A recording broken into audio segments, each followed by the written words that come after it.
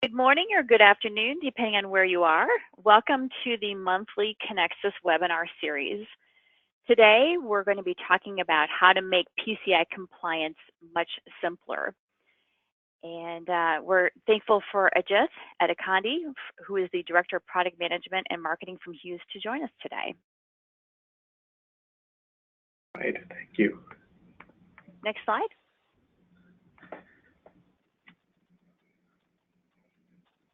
Next slide, please. Yep. All right, thank you. Here's our agenda for today. I'll go through a couple housekeeping items, and we'll talk a little bit more about Ajit's background and what he does at Hughes. A little bit about Conexxus. We'll go through the presentation, and then finally we'll wrap up with some questions and answers. Just want to remind everybody that this webinar is being recorded, and it will be made available in approximately 15 days. You can find it on YouTube through the subscription of Connexus Online. You can also subscribe to Connexus Online in case you wanted to see and listen to all of our monthly webinars. You can also go to Conexxus.org under resources to our website, links there as well. If you would like a copy of the slide deck, about an hour after the webinar concludes, you will receive an email that invites you to complete a survey. It's a very, very short survey, folks. I promise it's only like 3 or 4 questions. And one of the questions is to provide your feedback on content that you'd like to see for future webinars. So once you complete the survey, then you will receive a link via email that will give you the slide presentation. All participants are on listen-only mode, and we do ask that you ask the questions using the GoToWebinar interface. There's a little question section, and you can type your questions in there. We do ask that you not ask vendor-specific questions, and please keep them generic in nature. And if you need any continuing education credits, particularly for PCI, please contact Ali Russell at Connexus.org for questions regarding the certificate of attendance. And if you do have any questions or feedback, please email us at info@Connexus.org. Today, our host is Ali Russell, as I had mentioned, and we'd like to thank Ali for all the logistics and for hosting us today. My name is Kara Gunderson. I am the chair of the Data Security Committee with Connexus. I'm your moderator. My day job, I'm the point of sale manager at Citgo Petroleum. And then we are very pleased to have Ajit Adekandi, who is the head of product marketing and management at Hughes. And in his role, he leads the product strategy and strategic vision for Hughes products and solution sets. His team is responsible for developing new products and services in security, wireless LAN, such as Wi-Fi, wireless, talking about 4G and 5G, and also voice and cloud connectivity solutions with a focus on delivering valuable insight via data analytics and advanced data-driven methods. So a little bit about Connexus. Connexus is an independent nonprofit member-driven technology organization. So for instance, the staff is very small, but it is really led by the members and volunteers such as myself, such as Ajit, and other folks that really make Connexus run. Connexus sets standards. They set on data exchange, on security, mobile commerce. Connexus is really great also at providing vision to help identify emerging technology and trends. And they are really an advocate for our industry. You really see Connexus at all of the various industry groups and make sure that the U.S. petroleum industry has a voice in all of those various communities. We've had some great webinars in 2019. And again, you can find all of those webinar recordings under YouTube or under Connexus.org. And as we mentioned, today I'm just going to share with us the easy PCI and how to make PCI and attestation easier. And in November, we have Sam Van Steel talking about the applicability of the PCI DSS requirements for merchants and their MNSPs. In December, we've got 2 great webinars on EMV, and of course, we all know that we're less than a year away from that counterfeit liability shift date for automated fuel dispensers. And then in January, the good folks at Cyber will be sharing some of their knowledge as well. Wanted to remind everybody, if you'd like to participate in the Conexxus Annual Conference, this is April 26th through the 30th, and it's going to be in Tucson. And really, Conexxus wants to thank their 2019 annual Diamond sponsors, and they're always looking for new sponsors. So if you're interested in sponsoring, please contact them at info@conexxus.org. And now, Ajit, thank you very much for being with us today, and I'll turn this over to you. Thank you, Kara. Good morning or good afternoon, everyone. As Kara said, my name is Ajit Dadakanti. First and foremost, I wanted to thank the Connexus team of Ali and Kara for giving me the opportunity to present to this esteemed group. Most of us, if not all, are aware of PCI and the standards which any enterprise processing credit card should abide by. But we are also aware of some of the complexities of attaining it. And this in turn becomes a burden on the business to attain compliance. This has been the deterring most of the retailers from pursuing it. And the consequences of breach, if not compliant, can be devastating. So the objective of this session is to provide an overview of how a managed service provider can help merchants in retail petroleum attain PCI compliance by working hand in hand with them.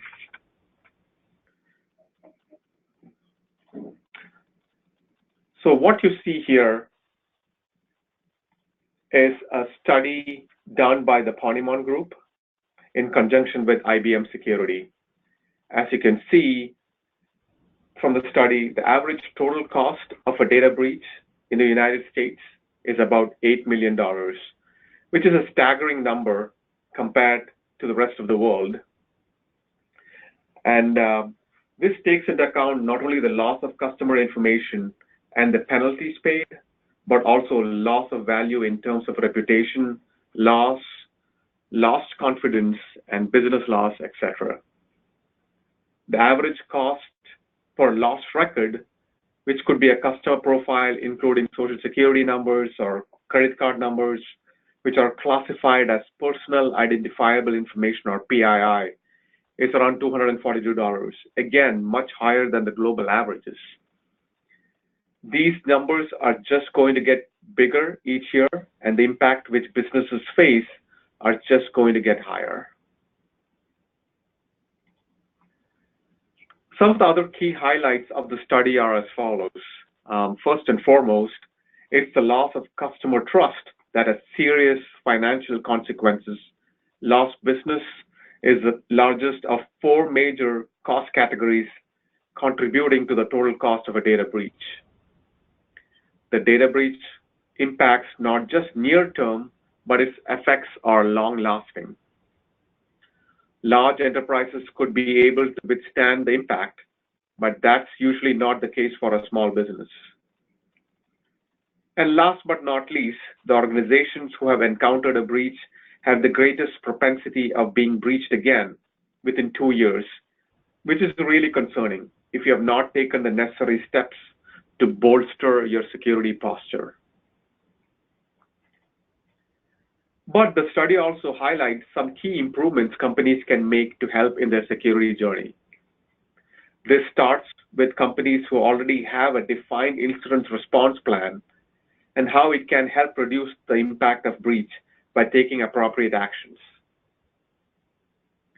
Also, companies are advised heavily to reduce their security costs with automation. This goes hand in hand with the first point, where the incident response plans can be appropriately automated.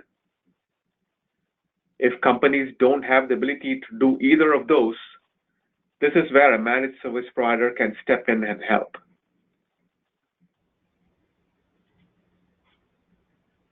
But luckily, there has been a framework which has been created to help retailers lower their risk of cybersecurity breach and secure the private credit card data as it's passing through their systems. The mandate that enforces this framework is known as PCI Compliance. PCI DSS, or Payment Card Industry Data Security Standards, is a fact of life for any organization that transmits, processes, or stores payment card data. But achieving and maintaining PCI compliance requirements can be challenging and time-consuming. Many retail business owners are mistaken in believing that only certain companies and sectors need to be PCI compliant. However, that is not quite true. Individual credit card companies tend to have their own levels and standards for compliance, but PCI compliance is a set standard that they need to follow. However, it's worth noting that in many countries, including the United States, PCI DSS is not law. While not legally required, it could shield a business that suffer a breach from large fines. Thus, it's best practice to abide by the standards. There is also a misconception that implementing EMV at the pump means you don't need to be PCI compliant. That is not the case. Compliance does apply to all merchants. This doesn't change based on the level of transactions or size of the business, or if you don't do online transactions.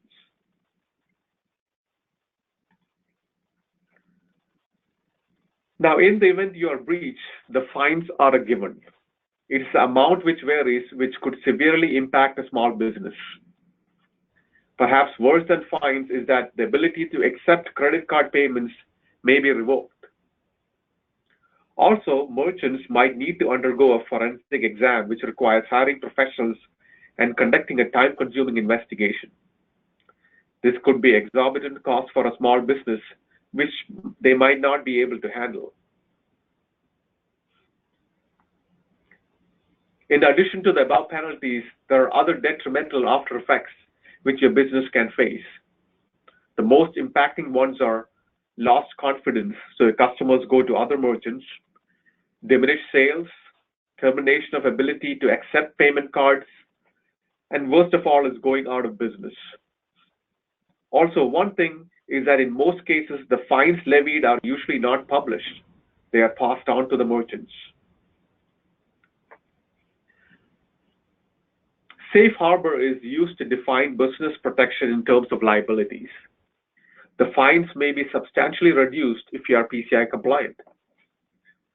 A merchant must demonstrate that prior to the compromise, this merchant had already met the compliance validation requirements, demonstrating full compliance. This might reduce the fines they incur in the event they are breached. Now, if you didn't have the compliance, the fines levied vary. Anywhere from, if you are 1 to 3 months in non-compliance, the fines could be anywhere from $10,000 a month for high volume clients or $5,000 a month for low volume clients.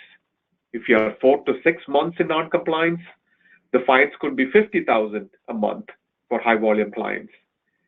7 months and upwards in non-compliance, you're looking at $100,000 for high volume clients. An important note is that the submission of compliance validation documentation in and of itself does not provide the member safe harbor status. The entity must have adhered to all the requirements at the time of compromise.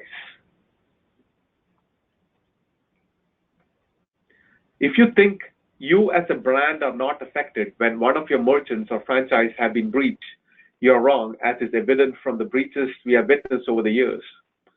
With appropriate PCI compliance services, merchants can be protected from extreme penalties and costs of getting recertified if the banks find you non-compliant. So you can either try to do it yourself, but anyone doing security knows the current market challenges. One of the biggest challenges currently facing the security market is the shortage of personnel. Thus, most of the enterprises are heavily relying on MSPs or managed service providers or MSSPs or managed security service providers for their security needs. The stats say that by 2020, about 78% of the enterprises will be using MSPs in some form or fashion, either just for premise-based security or to meet even their compliance requirements as well. Okay, so now you decide you need to get PCI compliance. The main guidance defined by the PCI standards are as follows. It all starts from building a secure network to protect your cardholder data to implementing and regularly maintaining the security and appropriate policies. The above are the main guidelines as provided by PCI DSS, or Payment Card Industry Data Security Standards Council. So this chart shows the responsibilities of individual merchants. Most of retail petroleum falls in either categories 2 and mostly in 3 based on the number of transactions they do per year. As you can see, the SAQ, or Self-Assessment Questionnaire, and network scans using PCI approved scan vendors are critical requirements which level 2 and 3 merchants need to provide for attestation. The main reason I'm highlighting them are because SAQ and network scans can be time consuming as well as taxing as well. Not to mention other requirements like daily log review of security logs or training of personnel which a merchant should abide by. So let's see these individual requirements one by one. Let's start with SAQ, or Self-Assessment Questionnaire, which merchants have to fill out for attestation. So first and foremost, you will need to understand the right SAQ you fall under. There are 9 choices you need to select from, which you can see from the PCI Security Standards website. If you are branded, then the corporate could tell you which SAQ you need to fill out. Others could reach out to card services of Visa, MasterCard, etc., explain to them the network and the card handling topology, and then they can recommend the appropriate SAQ to fill out. But for others, you're not so lucky. And once you understand the appropriate SAQ you need to fill out, the number of SAQ questions in each can be intimidating. It ranges anywhere from 100 upwards of 300, which most merchants nowadays have to fill out. If you have implemented P2PE, or point-to-point encryption within your store, then you're safe from this burden, as you can see from the number of questions on this list. If you have pay at the pump with integrated terminals, then you're looking at filling out the SAQD, which I've highlighted here, which is 300 plus questions you need to fill out.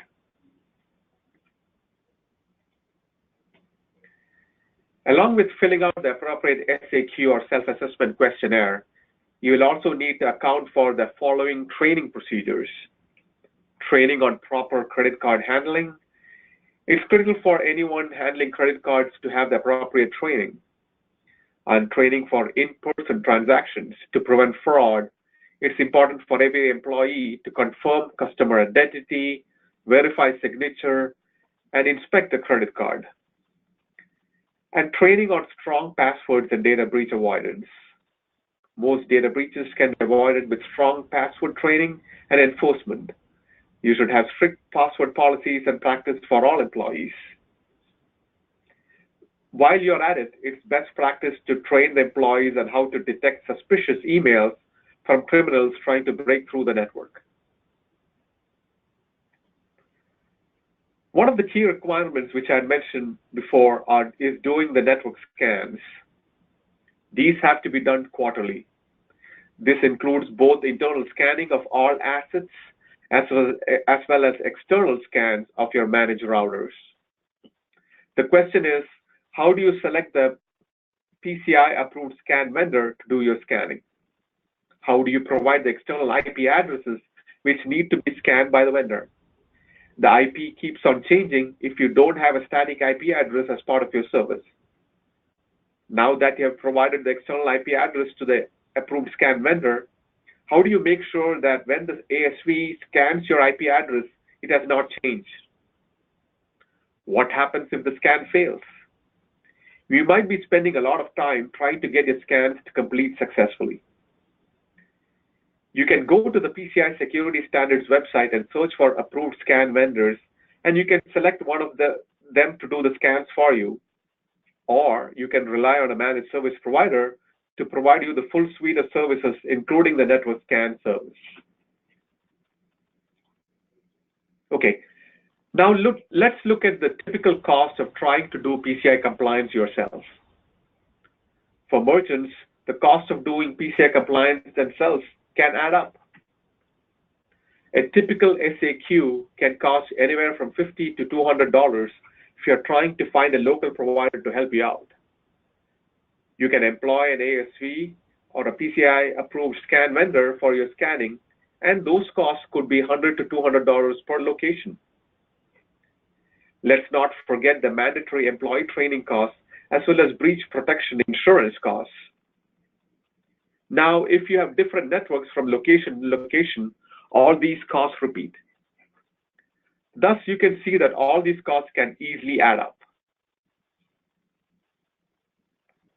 Also, compliance is a continuous process, not something to be visited only once per year for the SAQ or quarterly network scans.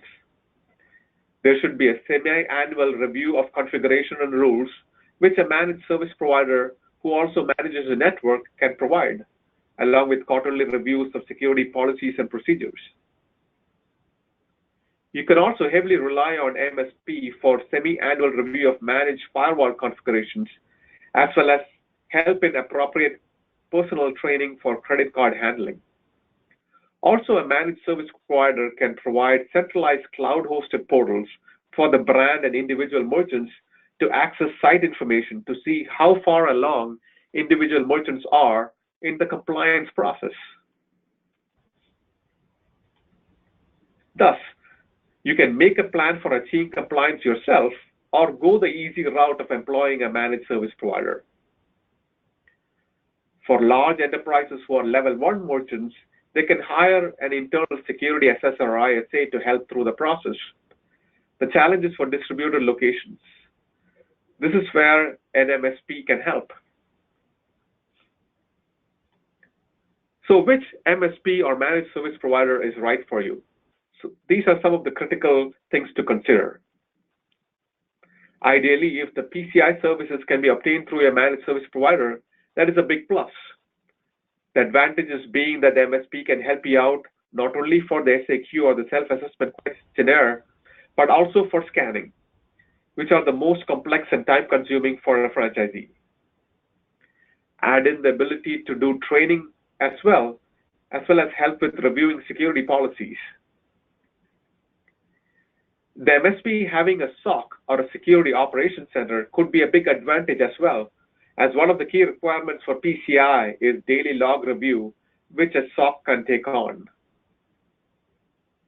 Another key feature to look at is if the MSP can provide network scan services as well. You will need to see if they themselves are an ASV or an approved scan vendor when they are an MSP as well. There could be a conflict of interest there. Ideally, your MSP is providing you PCI compliance services should employ a third-party ASV for your scanning. And last but not least, how amenable is a managed service provider to provide custom-tailored solutions which help your merchants attain compliance? One question to ask them are how customizable are they willing to be? Are they focused on just the large brands or also willing to support individual merchants? Thus, in conclusion, all merchants handling credit cards need to be PCI compliant. It would seem to be a daunting task and costly when doing it yourself. A managed service provider can help in your compliance journey. And the critical features which can help you selecting the right MSP are some things to consider when evaluating the right managed service provider who can help you, not only in your PCI journey, but also in improving your security posture as a whole. Thank you for your time today. If you have any questions, please provide them. Just thank you very much for that great information.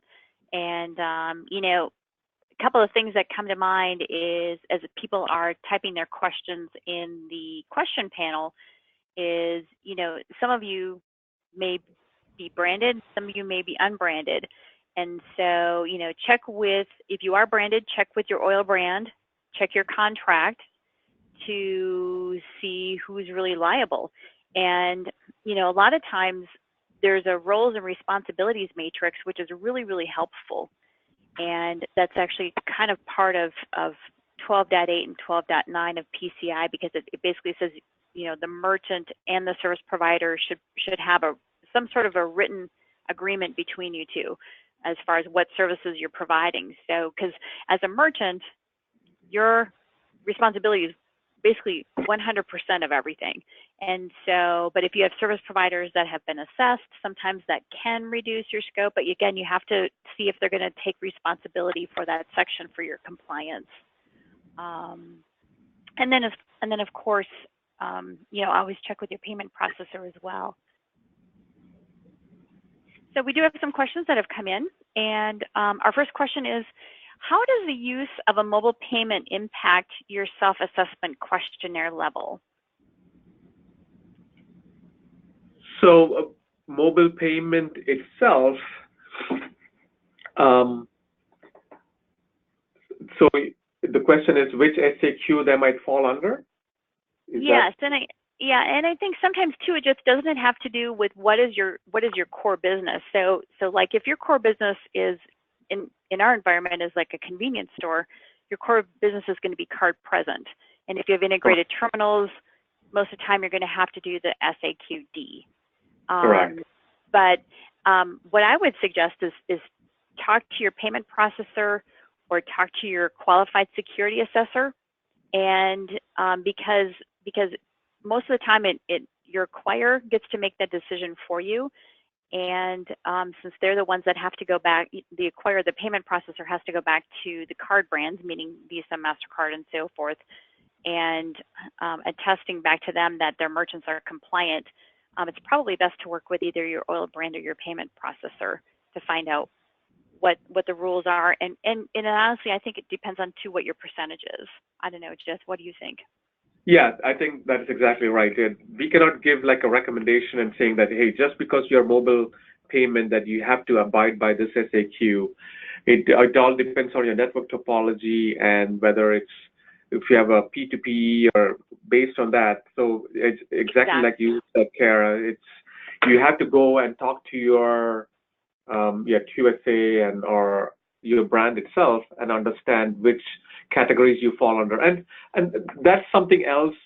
What we have seen is there is a guidance policy you can actually follow through in some of the PCI services, which I've seen managed service providers provide. Based on a set of questions initially, they can guide you based on what terminals they are using, and right. They can kind of place you in an appropriate SAQ. So you don't have to struggle with understanding what I need to fill out. A PCI service provider might be able to guide you through that. Right. Yeah, that's true. There are, like you said, you can do it manually yourself by going to the PCISSC.org website and pulling down the self-assessment questionnaire and literally filling it out by hand. Or if that's permissible, some processors require you to use a certain service provider, which is nice because then it's automated and it's online, and then your results are automatically uploaded. And so, or you could just you know, like I said, there's a plethora of online services that will help you through that process. So, yep. But if you go ahead. Just want to remind everybody that you could get a copy of the presentation if you fill out a survey. So about an hour from now, or maybe about an hour and a half from now, you'll receive an email that asks you to complete a survey on the webinar. It's only 3 or 4 questions. And if you complete the survey, then you will receive a subsequent email that has a link to the presentation deck.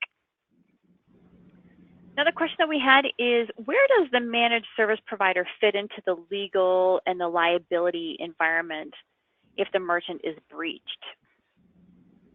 So that's a great question. So with the PCI compliance itself, it's the managed service provider can only guide you through the process. So the self-assessment is that, right? So you are the one you're attesting to. So the managed service provider can seldom help you fill out the questions you're supposed to.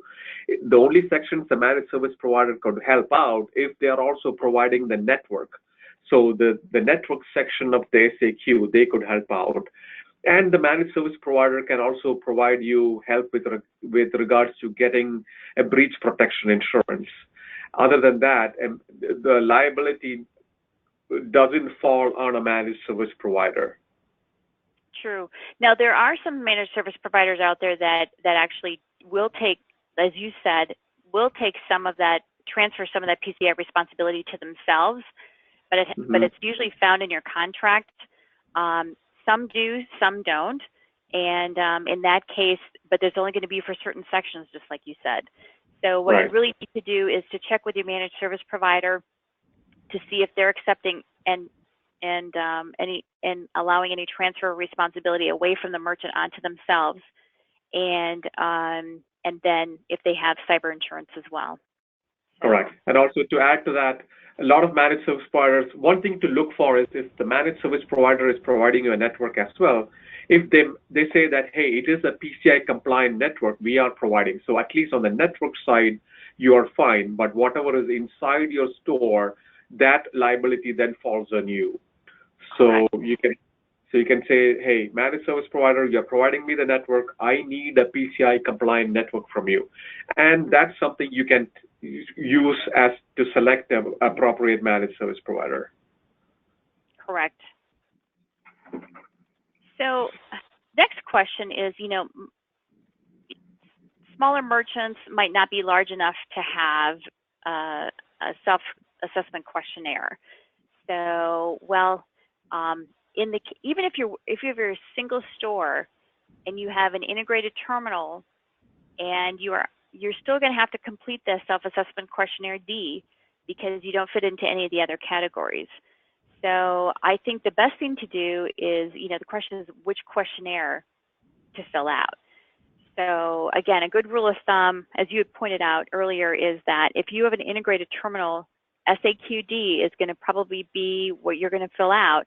Now, if you have point-to-point encryption inside and outside at the fuel dispenser, and it's a PCI validated solution, or you check with your payment processor, they may let you do the point-to-point encryption self-assessment questionnaire, which is only like 35 questions, which is much better than in excess of 300 questions.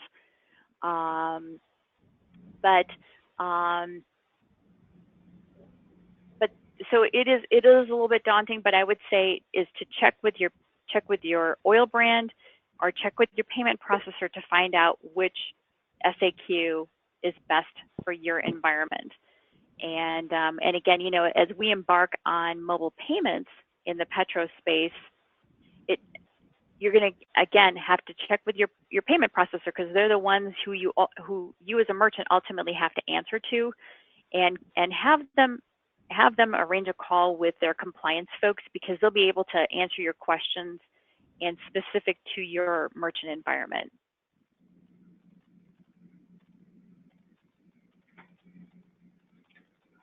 Next question is, for one location and a C-store owner that is not tech savvy, what is a low-cost option that's available?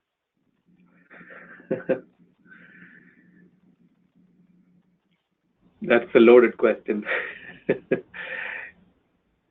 One location. Well, I think that... Yeah, go ahead, Karen.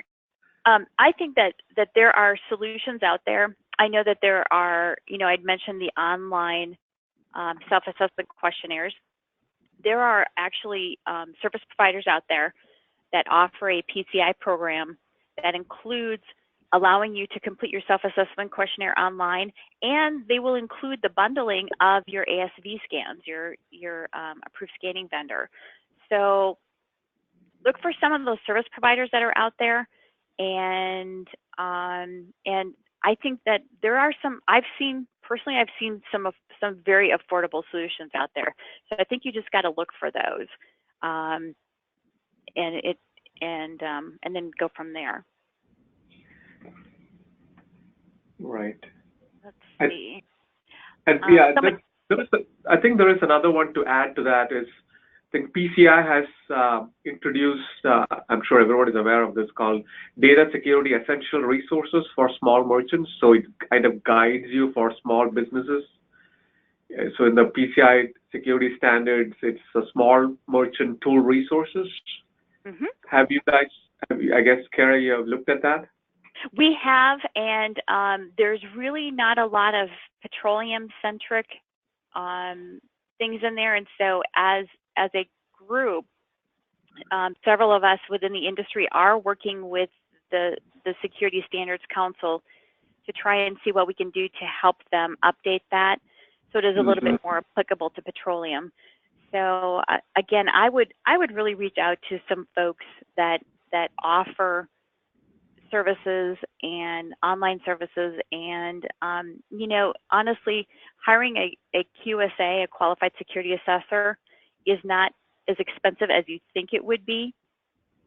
And even if you just did it on a consulting basis, I think you would be pleasantly surprised at the help that you get. But even more than that, go to your payment processor, your oil brand. Again, your payment processor has folks that are responsible for merchant compliance, and that's going to be a free resource for you. And they're going to be highly motivated to help you because they're trying to get as many merchants as possible to become PCI compliant. Right. And also the PCI Security Standards, they've published this document under PCI, payment card industry, small merchant questions to ask your vendors. So if you search on that under the PCI Security, it provides you a guide as what questions you ask and gives you pointers in selection of the PCI vendor. Correct. We did have one last question, and that was sort of along the same lines as mobile payments, and kind of, does that relate to, like, you know, the Samsung Pay, the Google Pay, or the Apple Pay? And the short answer is yes, but again, it has to do with what I would really recommend is you have that conversation with your payment processor, and they're going to be able to give you the best guidance on that. And again, that's going to be free help. So I can't stress that enough. And you know, if the payment processor says, hey, I don't have people that can answer your question, press harder, because they do.